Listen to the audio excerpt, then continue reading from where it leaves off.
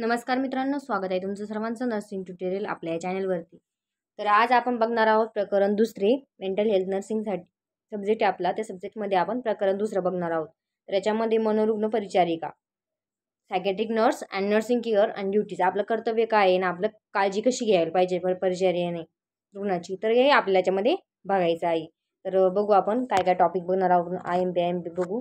मनोरुग्ण परिचारिका, परिचर्या. तर आपण परिचर्या म्हणजे नर्सिंग कशी करणार, प्रोव्हाइड करणार आहे आपण पेशंटला, ते त्याच्यामध्ये आवश्यक गुण, आपल्यामध्ये काय गुण असायला पाहिजे. सायकॅट्रिक नर्स म्हणल्यानंतर त्याच्यामध्ये काय गुण आवश्यक असलेले पाहिजे ते आता 5 मार्काला विचारला जातो हा क्वेश्चन. त्यामुळे सर्वांनी लक्षपूर्वक व्हिडिओ डाउनलोड करून घ्या आणि ऐकत राहा. दुसरे व्हिडिओ आपण ब्लॉग बघतो, रील्स स्क्रोल करत असतो, ते बघितल्यापेक्षा हे तर चांगलं आहे, कारण व्हिडिओ आपण फीस भरतोय तर बॅकला राहायला नको. त्यामुळे तुम्ही अभ्यास करावा अशी माझी इच्छा आहे. तर सर्वांनी व्हिडिओला लाईक करा आणि चॅनलला सबस्क्राईब करा. जास्तीत जास्त व्हिडिओ शेअर करा, कारण व्ह्यूज येत नाही तरी पण मी व्हिडिओ बनवते. त्यामुळे सर्वांनी व्हिडिओ शेवटपर्यंत बघा. डाउनलोड करून ठेवला तरी पण चालतं. आणि रुग्णासंबंधी नंतर बघू आपण. रुग्णासंबंधी तसेच हॉस्पिटल व स्वतः संबंधीचे कर्तव्य. स्वतः संबंधीचे म्हणजे आपण स्वतः कसं वागलं पाहिजे, तर त्याचे कर्तव्य ते आपण आज बघणार आहोत. मनोरुग्ण म्हणजे सायकॅट्रिक परिचारिका म्हणजेच काय, आपण याच्यात कन्सेप्ट आपण क्लिअर करून घेऊ.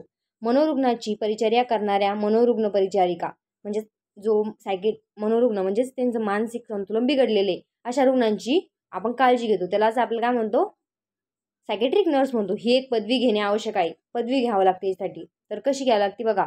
यासाठी 12वी सायन्स नंतर, आता 12वी सायन्स असलेली मुलगी आपण GNMला ॲडमिशन घेतात. GNM झालं 3.5 वर्षाचं. त्यानंतर तो कोर्स पूर्ण केल्यानंतर रजिस्ट्रेशन करतो. मग रजिस्टर नर्स होऊन जातो आपण. व रजिस्ट्रेशन झाल्यानंतर रजिस्टर मिडवाईफ बनावे लागते. त्यानंतर 1.5 वर्षाचा, आता हे GNM कंप्लीट झाल्यानंतर 1.5 वर्षाचा वेगळा कोर्स आहे. तर व्यावसायिक अनुभव घ्यावा लागतो. तर व्यावसायिक अनुभव घ्यायचा आपला. त्यानंतर बॉन्ड ही पूर्ण करावा लागतो. काही की बॉन्ड असतात. आधी 1.5 वर्षाचा गव्हर्नमेंट कॉलेजला पूर्वी असायचे बॉन्ड, त्याच्यावरती लगेच आपल्याला ते गव्हर्नमेंट ड्युटीमध्ये लावून घ्यायचे. 11 महिन्याचा असं बॉन्ड असायचा. त्यानंतर सायकॅट्रिक नर्सिंगचा 11 महिन्याचा पदवी, 11 महिन्याचा कोर्स आहे, 1.5 वर्षाचा नाही, 11 महिन्याचा कोर्स आपला सायकॅट्रिक नर्स. तर GNM झाल्यानंतर 1.5 वर्षाचं आपल्याला काय करायचा, अनुभव घ्यायचा. त्याच्यानंतर 11 महिन्याचा हा पदवी आहे. तो कोर्स पूर्ण करून आपल्याला psychiatric nurse, registered psychiatric nurse आपण बनतो. तर समजलं. याच्यामध्ये एवढं काही समजून घ्यायसारखं नाही. 12वी सायन्स, त्यानंतर GNM झाल्यानंतर 1.5 वर्षाचा अनुभव आणि त्याच्यानंतर 11 महिन्याचा हा सायकॅट्रिक नर्स हा कोर्स आहे. तर समजलं सर्वांना. त्याच्यानंतर बघू आपण मनोरुग्ण परिचर्या. परिचर्या ही एक कला आहे आणि शास्त्र आहे. हे कशी आहे, कला आहे, शास्त्र आहे. मनोरुग्णाची परिचर्या करणे तर सर्वसाधारण रुग्ण परिचर्येपेक्षा फारच अवघड व कुशल परिचर्या आहे. कारण मनोरुग्ण म्हणजेच विक्षिप्त वर्तन करणारी व्यक्ती. आता मनोरुग्ण म्हणल्यावरती त्यांचं मानसिक संतुलन ठीक असणार आहे का, नाही, त्यामुळे विचित्रच असणार आहे ते. मनोरुग्ण शुद्धीवर असेल तरी त्याचे बौद्धिक कार्य मोठ्या प्रमाणावर बिघडलेले असते. बौद्धिक कार्य म्हणजे त्याची बुद्धिमत्ता, त्या व्यक्तीचा खऱ्या वस्तुस्थितीशी संपर्क तुटलेला असतो. जे आपण वागतो, उठतो, काम करतो, आपली वस्तुस्थिती असते त्यापासून त्याचा संपर्क तुटलेला असतो. इतर सर्वसाधारण रुग्णाप्रमाणे त्यांना त्यांच्या आजाराच्या अवस्थेची कल्पना नसते. त्यांना तशी कल्पना आहे का, नाही. आता हे एवढं मी समजून का सांगतो, तुम्हाला वाचून दाखवते. स्क्रीनशॉट काढून घ्या किंवा डाउनलोड करून तुम्ही नोट्स काढायचे असेल तर काढा. हे काही विचारलं जात नाही, तरी पण मी तुम्हाला वाचून दाखवते. इतर सर्वसाधारण रुग्णाप्रमाणे त्यांना त्यांच्या आजाराच्या अवस्थेची कल्पना नसते. काही मनोरुग्ण तर आपण आजारी आहोत हेच मानायला तयार नसतात. आता मानसिक आजार, तर आपण आता फर्स्ट चॅप्टर जेव्हा मी रेकॉर्ड केला त्याच्यात आपण सांगितलेले आहे. फर्स्ट चॅप्टरमध्ये काय सांगितलेलं आहे, 100 व्यक्तींपैकी एका व्यक्तीला तीव्र स्वरूपाचा मानसिक आजार असतो आणि 10 व्यक्तीला सौम्य प्रकारचा मानसिक आजार असतो. परंतु आता आपण बघितलं तर तो मानसिक आजार म्हणणार आहे मला मानसिक आजार झालेला आहे, मानायलाच तयार नसतो. तर अशा परिस्थितीमध्ये रुग्णाला समजून घेऊन त्याच्यावर उपचार करणे, त्याची शुश्रूषा करणे म्हणजे त्याची परिचर्या करणे, शुश्रूषा करणे, उपचार करणे आणि परिचर्या ही मनोरुग्ण परिचर्या ही अतिउत्तम कौशल्यपूर्णच कलाच होय. ही एक चांगली अतिउत्तम आणि कौशल्यपूर्वक कला आहे. मनोरुग्णाचे व्यवस्थापन हे एक सांघिक कार्य आहे. या संघातील प्रत्येक व्यक्तीचे काम हे फार महत्त्वाचे व एकमेकांच्या कामास पूरक आहे. परंतु रुग्णाच्या सहवासात 24 तास राहणारी व्यक्ती म्हणजेच मनोरुग्ण परिचारिका होय, सायकॅट्रिक नर्स होय. या परिचारिकेच्या अंगी कार्यक्षम व कुशल परिचर्या करण्यासाठी पुढील गुण आवश्यक आहे. आता हा बघा, मनोरुग्ण परिचारिकेच्या अंगी असणारे आवश्यक गुण, काही essential qualities of the psychiatric nurse. तर याच्यामध्येच बघा आता 5 मार्काला विचारला जातो. टीप विचारली जाते. खूप MPA आतापर्यंत 2-3 वेळा विचारली गेलेली आहे. बोर्ड एक्झाम तुम्ही वाटल्याच जुन्या बोर्डच्या GNM सेकंड इयरचे क्वेश्चन पेपर बघू शकता. हा क्वेश्चन खूप वेळा आलेला आहे. 5 मार्काला पडतो हा क्वेश्चन, त्यामुळे सर्वांनी चांगल्या प्रकारे करा. तर याच्यामध्ये पहिलं काय तेच बघायचं. Good educational background. तर काय पाहिजे, गुड एज्युकेशनल बॅकग्राऊंड म्हणजेच परिचारिकेची बुद्धिमत्ता चांगली असावी. तिची बुद्धिमत्ता कशी असते, एकदम चांगली असावी. तिने सायकेट्रिक नर्सिंगचा विशेष प्रशिक्षण घेतलेले असावे. जे 11 महिन्याचा कोर्स आहे आपला तो तिचा झालेला हवा. तर मग एज्युकेशनल बॅकग्राऊंड होत चांगलं तिचं. त्यानंतर येतं परिचारिका. तर काय सांगितलं, परिचारिका शारीरिक व मानसिकदृष्ट्या सुदृढ असणे. हे तर प्रत्येकाला याच्यामध्ये टाकू शकतो. ती कशी पाहिजे, शारीरिक आणि मानसिकदृष्ट्या कशी पाहिजे, सुदृढ पाहिजे. त्यामुळे ती निरोगी पाहिजे, सोप्या भाषेमध्ये सांगितलं तर. त्याच्यानंतर परिचारिकेच्या अंगी मनाची स्थिती ही अत्यंत आवश्यक आहे. परिचारिकेच्या अंगी मनाची स्थिरता, तिची मनाची स्थिरता ही का ही चांगली असली पाहिजे, एकदम स्टेबल पाहिजे. तीच अबनॉर्मल असेल तर मग रुग्ण बरा करता येईल का तिला, नाही. परिचारिकेच्या अंगी वक्तशीरपणा आणि नियमितपणा. नियमित म्हणजे नियमित ती काम करणार पाहिजे, हे गुण आवश्यक आहे. तिने वॉर्डमध्ये वेळेवर ड्युटीला येणे, वेळेच्या वेळी औषधे देणे, दुसऱ्याने तिच्यावर विश्वास ठेवावा अशी तिची वर्तणूक असायला पाहिजे. ती कशी पाहिजे, वक्तशीरपणा आणि नियमितता पाहिजे. आणि आदर्श समजा आपण एवढं अवघड नाही मनाने लिहू शकता, भरपूर मुद्दे आहे. 5 मार्काला तुम्हाला जेवढे लिहायचे तेवढे लिहू शकता. आधी आता झालं. यानंतर काय, परिचारिका ही दयाळू, प्रेमळ, सहानुभूती बाळगणारी असावी. आता प्रत्येक शब्द लक्षात ठेवायचा आहे. दयाळू पाहिजे, प्रेमळ पाहिजे, सहानुभूती बाळगणारी पाहिजे. तर मग हे बघा, रुग्ण हे उदाहरणार्थ घ्या, रुग्ण हे चिडलेले, प्रक्षुब्ध झालेले किंवा विचित्र वर्तन करणारे असतात. रुग्ण चांगला असणार आहे का, मनोरुग्ण नाही चांगला असणार. त्याचा संबंध असणार आहे का वास्तव्याशी, नाही. त्यामुळे आपली काहीही चूक नसताना आपणच शिवीगाळ करतात. ती काय करतात, हवेस आपल्या शिवीगाळ पण करू शकतात. तर आपले म्हणणे त्याला समजत नसेल, अशा वेळी तिने त्याला समजून घेऊन त्याच्यावर औषध उपचार करावे. एखाद्या वेळेस ती शिवीगाळ करणार, त्यामुळे ती रागून जायचं का चिडून जायचं का, नाही, शांततेने ऐकून घ्यायचं आणि आपलं जे काम आहे ते करायचं आहे. 6 नंबरचं बघू. तिच्याकडे सहृदयता असावी. रुग्णावर कोणतेही प्रोसिजर करतेवेळी त्या रुग्णाच्या ठिकाणी आपले नातेवाईक असते तर आपण काय केलं असतं असा विचार, म्हणजे एकदम प्रेमळ स्वभावाने त्यांच्याशी वागायचं आहे, त्यांच्या असं कठोर बनायचं का नाही. आता सपोज एखादं रुग्ण आहे तर त्याला त्याचं समजायचं आपल्याला हे आपल्या घरचे असते, कोणी तर नातेवाईक असतात तर आपण त्यांच्याशी वागलो असतो का, नसतो ना. त्यामुळे चांगलं वागायचा प्रयत्न करायचा आहे. तिच्याकडे जिद्द चिकाटी असावी. जिद्द चिकाटी म्हणजे कोणतंही काम हातात घेतलं ना ते कंप्लीट करायचे, अशी तिची जिद्द व चिकाटी असते. तिने कोणतेही काम आत्मविश्वासाने करावे. आत्मविश्वास, स्वतःवर विश्वास ठेवायचा आहे. ड्युटी संपली म्हणून घड्याळाच्या काट्याकडे बघत राहू नये. तर मेडिकल फील्डमध्ये कोणी असो, डॉक्टर, सिस्टर, कोणी पण असो, तर त्यांना काय करायचं, आपलं टाईम बघायचं नाही ड्युटीचा, पेशंट बघायचं. आपलं काळजी, आपल्या कशासाठी, आपलं कर्तव्य काय आहे, आपल्या पेशंटला बरं करणं. तर या विषयाने समजलं. तिच्या अंगी प्रामाणिकपणा हवा. प्रामाणिकपणा कशासाठी, तर बघा पुढे, वॉर्डमध्ये अनेक वस्तू, निरनिराळ्या ऑपरेटर म्हणजे BP ऑपरेटर्स असतात, इंजेक्शन, औषधे हे भरपूर असतात आणि तिच्याच ताब्यात असतात, म्हणजे आपल्या परिचारिकेच्या ताब्यात असतात. त्यामुळे लोभास बळी न पडता तिने प्रामाणिकपणे काम करणे गरजेचे असते. चुकून आपल्या हातातून एखादी वस्तू फुटली तर किंवा खराब झाली तर ती आपल्या वरिष्ठांना कळवायची. त्याची शिक्षा पण भोगायला तयार असायचे. लपवायचे का असं नाही. तिच्याजवळ निरीक्षण शक्ती असावी. निरीक्षण करता चांगलं पाहिजे तिची. ही नॉर्मल नर्ससाठी पण उपयुक्त ठरतात ह्या गुण, कारण नॉर्मल नर्स पण अशी पाहिजे, एकदम निरीक्षण, चांगली शक्ती चांगली पाहिजे तिची. आणि हे सायकॅट्रिक नर्समध्ये पण आहे. हे आपण तर रोगी नॉर्मल आहे का अबनॉर्मल आहे ती लवकरात लवकर कळतं. मग त्यामुळे कोणता आजार, अगर विकृती आहे याचे निरीक्षण केले पाहिजे. हां, ती म्हणजे परिचारिका कशी पाहिजे, शिस्तप्रिय पाहिजे, महत्वाकांक्षी, काटकसर वृत्तीची, म्हणजे कोणत्याही वस्तू असेल, आता आपल्याकडे भरपूर सिरिंज आहेत, मग त्याचा नाश करायचा आहे आपल्याला, नाही, एकदम काटकसर करून त्या वृत्तीची पाहिजे ती, जास्त पण नाही आपल्या. त्याच्यानंतर तिच्यामध्ये सहनशीलता, विनम्रपणा पाहिजे, विनम्र पाहिजे, ती आदर करणारी पाहिजे मोठ्या व्यक्तींचा, असं आपण मनाला लिहू शकतो. परत 12 नंबरचं, तिच्या अंगी धैर्य पाहिजे, धाडसी वृत्ती पाहिजे, घाबरणारी पाहिजे का, नाही, धाडसी वृत्ती पाहिजे. 13 नंबरचं बघू. परिचारिकेला कर्तव्य, जबाबदारी याची जाणीव हवी. तिला काय, तिची कर्तव्य काय काय, तिची जबाबदारी काय आहे, तर याची जाणीव असायला पाहिजे.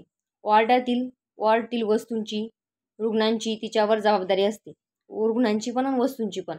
कोणतीही कृती काळजीपूर्वक करणे जरुरीचे असते. तर समजलं. अशा निष्काळजीपणा रोखण्यास घातक ठरतो, रोग्यास घातक ठरतो. म्हणजे त्या जो रुग्ण आहे त्याला घातक ठरू शकतो निष्काळजीपणा. 14 नंबरचं बघू. परिचारिका चपळ असावी, कामे झटकेफट करावीत, तिच्या अंगच्या दिरंगाईने रोगी दगावणे. म्हणजे ती जरा जसं झांबल्यावानी केलं, शांततेत एकदम दम्मादम्माना कोणतंही काम हळू केलं तर ते काय होणार आहे, रुग्ण कधी कधी दगावण्याची भीती असते. तिच्या अंगी तारतम्य असलं पाहिजे. म्हणजेच कोणतेही काम अधिक महत्त्वाचे आहे ते आधी करावे. त्याचं तारतम्याने म्हणजे त्याचं क्रमवार म्हणजे प्राधान्यक्रम ठरवता आला पाहिजे तिला. अगोदर आपल्याला आता बाळ बाहेर आल्यानंतर त्याचं काय करायचं, सक्षम करायचं, कारण त्याचा एअरवे मोकळा करायचा आहे आपल्याला. तर ती जरा परिचारिका बाळाला क्लीनच करत बसली, त्याच्या अंगावरचे जे असतं तर ते क्लीन करत बसली तर ते जमणार आहे का आपल्याला? नाही. त्यामुळे बाळ दगावू शकतं. त्यामुळे आपल्याला पहिलं प्राधान्यक्रम ठरवता आला पाहिजे. तर 15 नंबरचं, तिच्या अंगी भेदभाव व मत्सरीपणा असू नये. म्हणजे भेदभाव नसला पाहिजे. स्पृश्य गरीब श्रीमंत जातपात असा भेदभाव करू नये. आता काही लोक असतात, कोणीच नसतात, मी सांगते उदाहरण. आता गरीब श्रीमंत, काही सिस्टरना गरीब पेशंटला खूप असं फडफड केल्यासारखं करतात आणि श्रीमंतांना एकदम चांगलं गोड गोड बोलतात. तर असं करायचंय का नाही, असं झालं होता कामा नये. कोणती परिचारिका करू नये. तर आपले सांगितलेले आहे, कोणावर ठिकाणी करत आहे पण सांगते. कोणाबद्दल मत्सर बाळगू नये, कोणाबद्दल वाईट मनामध्ये विचार ठेवायचा का नाही. तो रुग्ण म्हणून आलेला आहे असं समजून आपल्याकडे वागायचं आहे. रुग्ण आपल्यासाठी देव समानच असतो, तर असं समजून तिला त्या रुग्णाशी वागायचं, भेदभाव करायचा आहे का नाही. तिने दुसऱ्याला खोटी आशा दाखवू नये. खोटी आशा दाखवायची नाही. कडू बोललं तर चालतं, खरं बोलायचे पण. तर मग तिच्याजवळ तळमळ पाहिजे तिच्यामध्ये. कोणतेही काम तळमळीने पार पाडण्याची तिची वृत्ती असावी. कोणतेही काम मनापासून करण्याची तिची इच्छा असावी. तिने कोणतेही काम अर्ध्यावर सोडू नये. तिने कोणतेही काम अर्ध्यावर सोडायचे का नाही. रोगीची सेवा करताना एकनिष्ठता हवी. तिने पैशाच्या लोभाने कोणतेही काम करू नये. पैशाच्या लोभाने काम करायचे का नाही, तिचे एकनिष्ठता पाहिजे आपल्या रुग्णाशी. तर समजलं. 18 नंबरचं, ती विश्वासपात्र असावी. विश्वासपात्र म्हणजे विश्वास ठेवण्यासारखी पाहिजे. म्हणजेच तिची वर्तवणूक दुसऱ्यांनी विश्वास ठेवावा अशी असावी. कोणतेही काम आपल्याला करावयास सांगितले असता ते विश्वासाने केल्यास आपण विश्वासपात्र राहू शकतो. एकदा का आपल्यावर विश्वास उडाला तर परत कधीही विश्वासाने काम केले तरी, किती विश्वासाने काम केले तरी, जर विश्वास उडाला, सपोज तुमचा माझ्यावर विश्वास आहे आणि मी तुम्हाला चुकीची माहिती दिली तर तुमचा माझ्यावरून विश्वास उडणार आहे. तर परत मी कितीच मला समजून सांगितलं किंवा माझी चुकी झाली किंवा माफी मागितली तर तो विश्वास परत बसणार आहे का नाही. तर समजलं. आता उदाहरणामध्ये समजून सांगितलं लवकर समज, त्यामुळे मी उदाहरण वाचून दाखवण्यापेक्षा उदाहरण देऊन सांगितलं. आता तिच्या अंगी विनयशीलता, नम्रपणा हवा. आपली काहीही चूक नसताना वरिष्ठांनी आपणास बोलले, अगर रागवले, आता ते आपल्यापेक्षा मोठे असणारे, तर एखाद्या वेळेस आपली काही चुकी नाही आहे तरी आपल्याला बोलले, रागवले, तर आपण नम्रपणे खाली मान घालून ऐकून घ्यायचंय. तर समजलं. आणि मग नंतर आपण त्याला निदर्शनास आणून द्यायचे का माझी काही चुकी नव्हती आणि आपली चूक झाल्यास इतर व्यक्तींना टीका करतात. ते तेव्हा न चिडता ती चूक परत होणार नाही. एखाद्या वेळेस झालीच आपली चूक आणि त्यांनी टीका केली तर मग आपल्याला न चिडता आज सांगायचं त्यांना दुसरी वेळेस होणार नाही, सॉरी असं म्हणून तो विषय क्लोज करायचा. समजलं. तिचे चरित्र चांगले असावे. समाजात परिचारिकेला जो काळिमा लागलेला आहे तो तिने आपल्या पवित्र वागणुकीने घालवायचा प्रयत्न करायचा आहे. लोक तुच्छ समजतात खूप परिचारिकेला, तर आपल्याला एकदम पवित्रसारखं एकदम व्यवस्थित वागायचं आहे, जेणेकरून आपल्याला चांगली वागणूक मिळेल. इतरांनी तिचा आदर्श घ्यावा म्हणून तिने आपला पोशाख स्वच्छ व नीटनेटका ठेवावा. आता आपल्यापासून नाही तर त्यांनी आदर्श घेतला पाहिजे, जे आपल्याकडे रुग्ण असतात त्यांनी सगळ्यांनी. तर त्यासाठी अगर त्यामुळे मन प्रसन्न होते. आता आपल्या जो पोशाख आहे, युनिफॉर्म असतो आपल्याला, ॲप्रॉन, सलवार सूट जे असेल ते नेटका ठेवावा, पोशाख स्वच्छ असावा. त्यामुळे काय होतं, मन प्रसन्न होते ना, आपले व्यक्तिमत्व उठून दिसते. जर आपलं जरा ड्रेस खराब असेल तर मग लोक हेच यांचंच बघा ना कसं राहत्या आणि आपलं काय सांगणार आहे असं होऊन जातं. समजलं. तिने नेहमी आपल्या वरिष्ठांचे त्यांचे शिक्षण, वय, अनुभव लक्षात घेऊन योग्य मान द्यावा. आता आपल्यापेक्षा मोठे असलेले, जास्त शिक्षण झालेले, जास्त अनुभव असलेला, त्यांना आपल्याला तुम्ही आम्ही करायची सवय असते. ते आपल्या कॉलेजमध्येच शिकवलं जातं. मोठ्यांचा आदर करायचा आहे, त्यांना गुड मॉर्निंग विश करायचे. तर ह्या गोष्टी आपल्या बारीक बारीक गोष्टी आपल्याला आपल्या हॉस्टेलमध्ये किंवा आपल्या सिनियरकडून आपल्याला शिकायला भेटतात. तर ते आपल्याला वरिष्ठांचा आदर करायचा हे एक महत्त्वाचं आहे. हे खूप महत्त्वाचं आहे. तुम्ही जेव्हा जॉब करसाल तेव्हा तुम्हाला माहीतच होईल. तर इथे असंच बघू आणखीन. तसेच तिने नेहमी आदरणीय राहावे. ज्या संस्थेत आपण शिकलो, काम करतो त्याबद्दल तिला अभिमान असावा. तिला काळिमा लागेल असे काही वागू नये. तिचा दर्जा उंचावण्यासाठी तिचे प्रयत्न करावे. आता आपला दर्जा उंचावण्यासाठी आपण चांगला अभ्यास करायचा आहे, आपण चांगले प्रयत्न करायचे. तिच्याजवळ ज्ञान लालसा हवी. म्हणजे लालसा शब्द लक्षात ठेवा तुम्ही. म्हणजे तिला एकदम असं आवड पाहिजे ज्ञान घेण्याविषयी, नवीन नवीन गोष्टी शिकण्यासाठी. तिने फक्त नेमून दिलेल्या पुस्तकावर अवलंबून राहू नये. न राहता इतर पुस्तकांचा लायब्ररीचा उपयोग करावा. आता तुम्हाला 4 सब्जेक्ट आहे, तुम्ही 4 सब्जेक्टमध्ये 4 बुक घेतले, तेच अभ्यास करताय, परंतु एखादा टॉपिक बुकमध्ये नसतो, बाहेरून येतो, तर मग आपण त्यासाठी दुसरं बुक घ्यायचं. त्याच्यामध्ये ज्ञान लालसा पाहिजे. म्हणजे आपल्याला अभ्यास करण्याची अशी एकदम जिद्द पाहिजे, चिकाटी पाहिजे आपल्या मनामध्ये, का आपण हे शिकायचं, ते शिकायचं, हे शिकायचं असं पाहिजे. तर लायब्ररीचा उपयोग करा. वॉर्डमध्ये काम करताना डोळे उघडे ठेवून अधिक माहिती मिळवावी. आता वॉर्डमध्ये जेव्हा आपण काम करतो तेव्हा बारीक बारीक गोष्टी निरीक्षण करायचं. हे काय आहे आपल्या सिनियरला विचारायचं. तसंच रुग्णांची लक्षणे, जिन्न लक्षणे लक्षात ठेवायची. आजार हे पुस्तकावर रोगांमधील रोगांचे लक्षणे, आजार हे पुस्तकाप्रमाणे आहे का हे लक्षात देऊन पाहायचं. आपल्या पुस्तकात जे शिकवलेलं ते आहे का रिअल लाईफमध्ये ते बघायचं आहे आपल्याला. देन लास्ट आहे आपला आता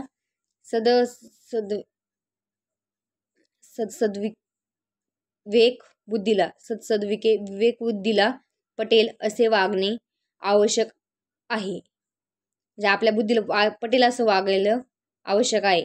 ते अंगात भिसणे आवश्यक आहे. नुकती म्हणजे सांगकामी वृत्ती नसली पाहिजे. म्हणजे जे सांगितलं तेच करायचं. आणि मी तुम्हाला सांगितलं हे चॅप्टर एवढा कव्हर करा, तुम्हीच ऐकला आणि झालं. तसं करायचं का नाही. स्वतःच्या नोट्स काढायचे व्यवस्थित. तुम्हाला जे समजलं ते परत वाचायचं, जे नाही समजलं ते टिबल वाचायचं, डबल व्हिडिओ बघायचा. तर असं करायचं. बुद्धीला पटल्यावरच तिने कोणतेही काम करावे, अन्यथा करू नये. तिला जर बुद्धीला पटत असेल तर ते करायचं ते काम, नसेल पटेल सोडून द्यायचं असं. आता कर्तव्य बघू. Duties of the nurse. फक्त आपले कर्तव्य काय काय. तर याच्यामध्ये सहानुभूती व समजून घेणे वृत्ती असणे गरजेचे आहे. परिचारिक, आता याचे तुम्ही स्क्रीनशॉट काढून घेतलं तर चालेल, कारण प्रत्येक गोष्ट आपण एक्सप्लेन करायला सोपं आहे खूप. ते बघून घ्या, स्क्रीनशॉट काढून घ्या, नंतर मग व्हिडिओ डाउनलोड करून घ्या, मग वाचून घ्या तुम्ही. एवढं पेपरला विचारलं जात नाही. जे इम्पॉर्टंट ते मी समजून सांगण्याचा प्रयत्न केला. 5 मार्काचा क्वेश्चन पडतो म्हणजे पडतो, त्यामुळे सर्वांनी अभ्यास करा. आता कर्तव्य काय काय. सहानुभूती असणे आणि समजून घेण्याची वृत्ती असणे. तिने वर्तनाचे सतत निरीक्षण करावे, रुग्णाच्या वर्तनाचे निरीक्षण करावे. तर हे एक महत्त्वाचं आहे. त्याच्यानंतर सवयीकडे लक्ष द्यायचे, इतर सवयीकडे लक्ष द्यायचे, त्याच्या रुग्णाच्या सवयी त्याच्याकडे. नंतर वॉर्ड हार्मोनी. तर याच्यामध्ये वॉर्डमध्ये रुग्णाशी बोलताना किंवा आपापसात बोलताना व्यवस्थित बोलावे. चांगलं बोलायचं आहे आपल्याला त्यांच्याशी. त्याच्यानंतर शिस्त पाहिजे, डिसिप्लिन पाहिजे. तिला तिच्या कक्षातील प्रत्येक रुग्ण व नाव आडनावासहित माहीत असावा. म्हणजे परिचारिकेला तिचं त्या रुग्ण आहे का त्याचं नाव आणि आडनाव सर्व माहीत पाहिजे. तिने एखाद्या रुग्णाबद्दल लक्षपूर्वक राहणे, एखाद्या रुग्णाला दुर्लक्षित करणे असे करू नये. म्हणजे सर्वांना समान वागणूक द्यायची. डॉक्टरांच्या आदेशानुसार रुग्णास वेळेच्या वेळी औषध द्यावीत आणि नोंद करून घ्यावीत. म्हणजे डॉक्टरांनी जे जसं सांगितलं तसंच आपला ऑर्डर फॉलो करायची आहे. रुग्णासमोर वॉर्डच्या बाहेरील गोष्टी, इतर रुग्णाच्या आजाराची किंवा कंडिशनची चर्चा करू नये. एकमेकांच्या रुग्णाची कसं करायचं आहे, त्यांची जी कंडिशन त्यांच्याविषयी बोलायचं आपल्याला नाही. काही वेळेस रुग्ण प्रक्षुब्ध होतो, अशा वेळी त्याचे वसे वागणे हे त्याला आजाराचाच भाग आहे समजावणे. तर हे वाचून घ्या तुम्ही, एवढं काही इम्पॉर्टंट नाही. आता प्रत्येक जर वाचत गेला आपल्याला वेळ लागेल, आधीच खूप लेंदी होतोय. नाहीतर मग पार्ट 2 बनवू आपण, तसं करू, कारण याच्यामध्ये एवढं समजून सांगणं पॉसिबल नाही. भरपूर आहे अजून, थोडंच राहिलं वाटतं. तर बाकीचं एक्सप्लेनेशन मी नेक्स्ट व्हिडिओमध्ये पार्ट 2 मध्ये सांगते तुम्हाला. तर व्हिडिओ आवडला असेल तर नक्की लाईक करा आणि कमेंट करा पार्ट 2 पाहिजे असेल तर. कारण हा 20 मिनिटात झालेला आहे, जास्त बघत नाही मग तुम्हाला जीवावर येऊन जातो. डाउनलोड करून घ्या, ऐक 2-3 वेळेस ऐका. ब्लॉग वगैरे रील्स स्क्रॉल केल्यापेक्षा ही चांगलं आहे, कारण पैसे भरून तुम्ही बॅगला राहील नंतर समजतं काय येतं. तर त्यामुळे चांगल्या मार्काने पास होण्यासाठी आपले व्हिडिओ कंटिन्यू बघा आणि चॅनल जास्तीत जास्त शेअर करा. धन्यवाद.